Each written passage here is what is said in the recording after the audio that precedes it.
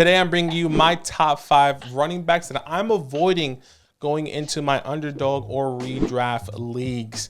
Comment down below and let me know which running backs you're going to be avoiding. And as always, go to flockfantasy.com/land, the best way to support what Zach and I are doing here on our redraft channel and on our dynasty channel. Get 30% off at sign up when you use our code LAND. Once again, flockfantasy.com/land. You get our bonus videos, our articles, our rankings, not only from us, but all the other content creators on the site. And one last thing, we do have an underdog code. Go to underdog, use our code LAND at sign up, and we will match any deposit up to $100. Meaning if you deposit 20, you get 20, which means you can bet with 40. Once again, use our code LAND over there on underdog. Let's get straight into the video. My first must avoid running back, and it's kind of a duo because they are on the same team, so I'm going to be talking about them both here, and that is Rashad Penny and DeAndre Swift. Obviously, they're both on the Philadelphia Eagles now. An underdog ADP for Rashad Penny, he is RB37, and for Swift, he is RB22. In my rankings, he is my for Rashad Penny RB45, and DeAndre Swift RB29. Look, the biggest caveat here that everyone keeps saying is that can he stay healthy? And I think in an underdog perspective, in a redraft perspective, I don't want to be drafting any of these guys if they can stay healthy. Now, at a price, for sure, and I think Rashad Penny has the better price as RB37, unlike DeAndre Swift at RB22. But for me, I just want to avoid both of them at all costs. And I think it's because of what we've seen and who has been going around Rashad Penny and DeAndre Swift that I would just rather avoid them once again at all costs. So right now, current underdog ADP for Penny is RB37. When you look at that and you're seeing you're drafting, okay, you see Samaje P. Ryan. I'd rather have Samaje P. Ryan, RB34. I'd rather have a Brian Robinson, RB35, right? An Antonio Gibson, RB38. A Damian Harris, RB39. These are some players, some people I would rather have over Rashad Penny right now. And even if you look at the wide receiver room, I mean, OBJ, you can take a swing on him. A Tyler Boyd, a Jacoby Myers that can be going into a good opportunity here with the Las Vegas Raiders. But look, I understand you're probably drafting these guys in the later rounds in your underdog leagues, underdog drafts, and you don't want to. I don't want to lean on that. And if underdog, you kind of set and forget. But if I can avoid them at all costs, I will, because I do believe the upside, in my opinion, will be with DeAndre Swift, who's going on RB22. Now the price is a little bit more, obviously, with being RB22, and players going around him right now, which makes it really difficult. He's actually risen, since I was planning for this video. He's RB21 right now. So Damian Pierce, Miles Sanders, Dalvin Cook, Cam Akers, Alexander Mattison. Now you can kind of take the chance on Swift, or you kind of have to miss, like what happened is Dalvin Cook gets traded. Alexander Mattison, is he really going to catapult to be this guy, and can he carry that workload? But once again, it's the caveat. Can Swift stay healthy? Now, with the history of these guys being successful, not efficiency, but a fantasy finish, I would rather lean on DeAndre Swift in this scenario. And I think that's exactly why I'll be drafting DeAndre Swift over Rashad Penny. I know the value is there, but I'd rather take the chances with the history that we've seen with Swift than the history that we've seen with Rashad Penny. There's more injury history with Penny than I would say DeAndre Swift. So once again, these are players I'm still avoiding, but still giving you who I would draft out of the two if it really came down to it. My second must-avoid running back this year is Alexander Mattison. And this may be a little bit controversial because I do see this very different to the community, but I think there are some key points here that we can kind of take away. According to the community right now, he is running back 24. In my rankings, he is RB30.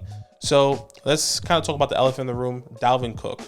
There's two scenarios. Dalvin Cook stays, Dalvin Cook goes. Let's talk about what happens if Dalvin Cook stays. If Dalvin Cook stays, Alexander Mattison kind of goes back to where he was. He was nothing, right? You were probably drafting a little bit too high, taking the chance and the risk and the opportunity to try to take him as RB24 right now.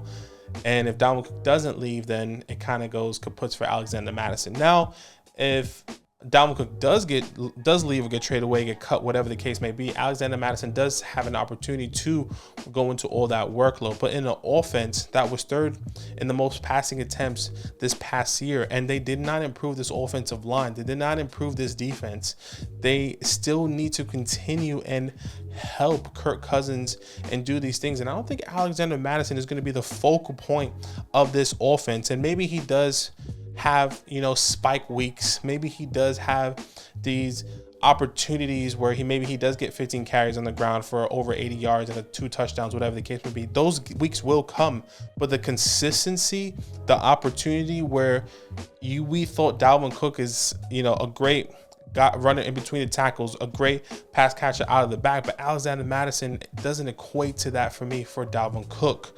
Versus Dalvin Cook. So now you think of Justin Jefferson, you think of TJ Hawkinson, you think of Jordan Addison now on this offense, and then Alexander Mattison. I don't see Alexander Mattison really helping this team catapult to the next level, and in all perspectives, whether it's a fantasy perspective or in real life fantasy football or real life football, excuse me. So I think that's one of the biggest reasons I want to avoid Alexander Mattison. And the price that he's going at right now, RB24. Someone like Cam Akers, I would rather have an opportunity with a little bit more. I mean, we saw him. He was kind of almost a league winner, very efficient on the ground in the second half of the season there. Isaiah Pacheco, that's a risk you're willing to take. Over Rashad White going after Alexander Mattison is RB26. And James Conner, who else is there besides Keontae Ingram, going at RB27?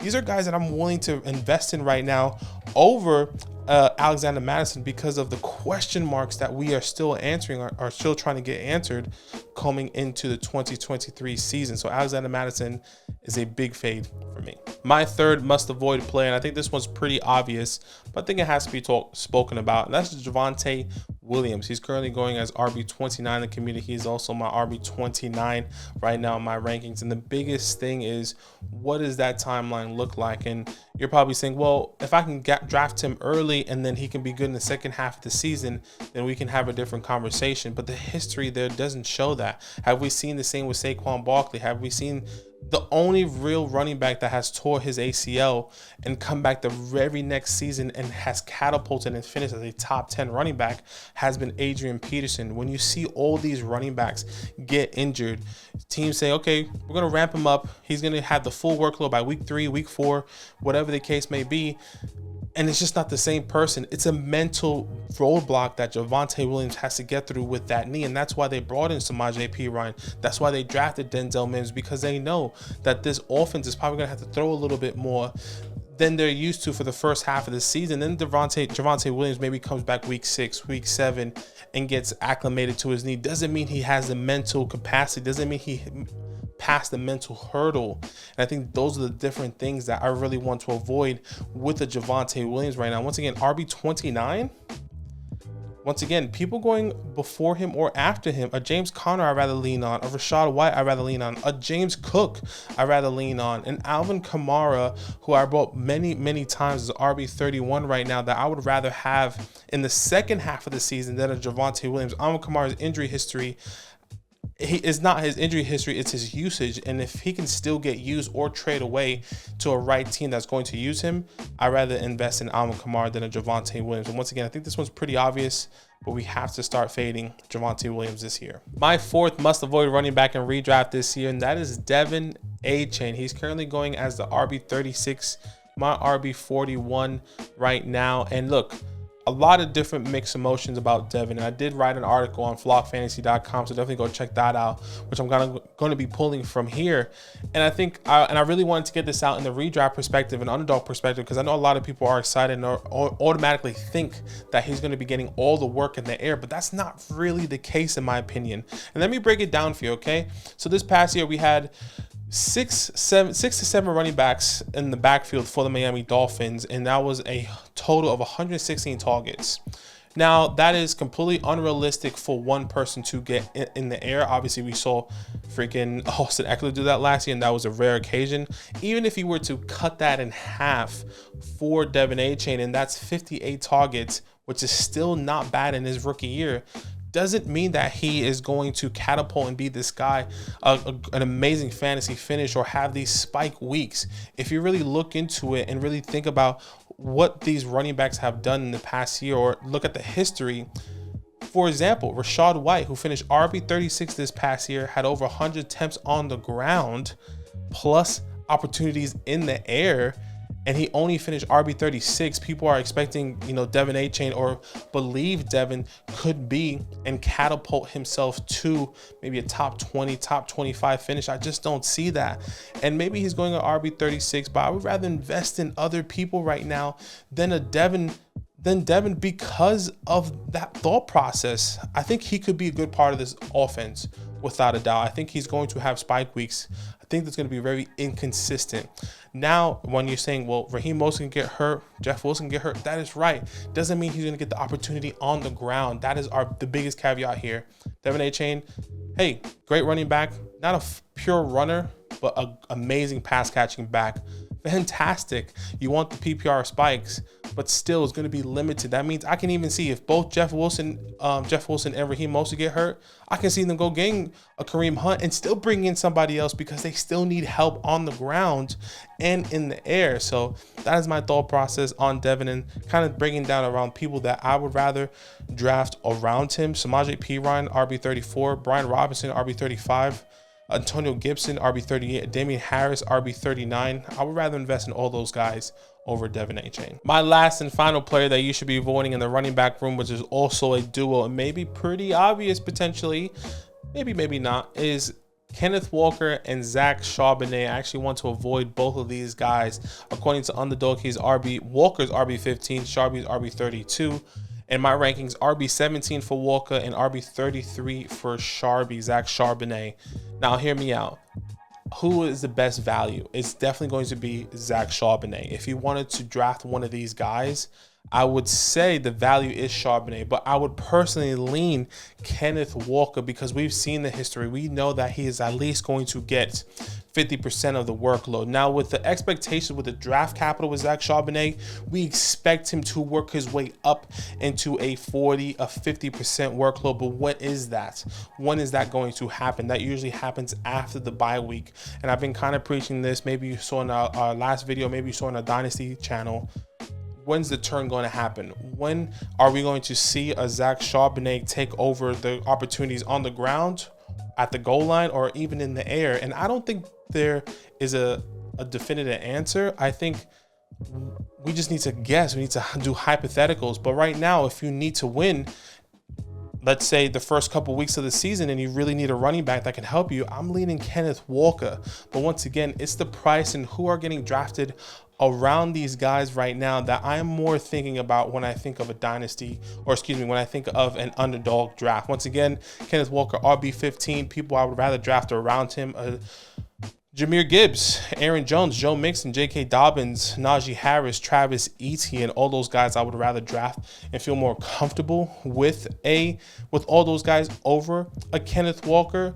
But when you think of a Zach Charbonnet going at RB33, it's definitely, it gets interesting without a doubt, right? He's actually risen since I prepped for this video. He's RB32 now. Alvin Kamara is going around him. James Cook, AJ Dillon. I'd rather have Zach Charbonnet. Samaje Perine, a good example of like, okay, which way you want to lean? Samaje Perine, who can definitely take the opportunities, no doubt, in week one, or should we go to Zach Charbonnet right off the bat? So a lot of different opportunities, a lot of different ways that you can go in drafting. I'm still going to be drafting Walker with the comfortability that I have and with the history that we've seen this past year with Walker on the ground. But if you want, you can get the value in Zach Charbonnet in the later rounds as RB32. So once again, Kenneth Walker, Zach Charbonnet, Javonte Williams, Devin A-Chain, Alexander Mattison, and then Rashad Penny and DeAndre Swift are all of my top 5. You can say top 7 because I did give you 2 extras. Top 7 running backs that you should be avoiding this year. Comment down below. Let me know what you think. And as always, it's all love. Now that those idiots are done talking, who needs some rankings? Hell yeah, I need some rankings. Then use promo code LAND, L-A-N-D, for 30% off any membership at flockfantasy.com. Oh. It's so easy, even your grandma could scan that QR code right there.